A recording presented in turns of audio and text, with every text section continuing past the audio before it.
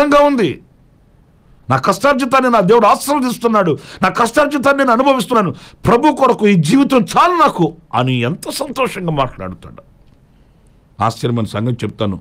ఇద్దరు పిల్లల్ని దేవుడు ఆశీర్వదించి మంచి జ్ఞానంతో నింపాడండి.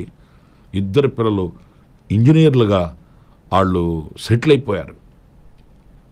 చక్కగా ఇంజనీరింగ్ చేసి వాళ్ళు ఇంజనీర్లుగా ఉంటున్నారు కంపెనీల్లో. మీకు దేవుని నామ ఘనత కొరకు ఒక సాక్ష్యం చెప్పనా? ఏ వ్యక్తులైతే వీళ్ళ కుటుంబాన్ని వెలివేశారో వాళ్ళందరికంటే, ఆ కుటుంబాలన్నిటికంటే ఈ పిల్లలు కానీ ఈ కుటుంబం కానీ ఈ రోజున 10 మందికి పెట్టే స్థితికి దేవుడు తీసుకొని వచ్చాడండి. 10 మందికి ఆకలి తీర్చే పరిస్థితికి. ఎవరు వెలివేశారో వాళ్ళే అంటారట, నీ దేవుడు గొప్ప దేవుడు, నీ దేవుడు మహోన్నతుడైన దేవుడు, నిన్నైనా నీ గుడారానైనా నీ పిల్లలనైనా ఉన్నత స్థితికి తీసుకుని వచ్చాడు.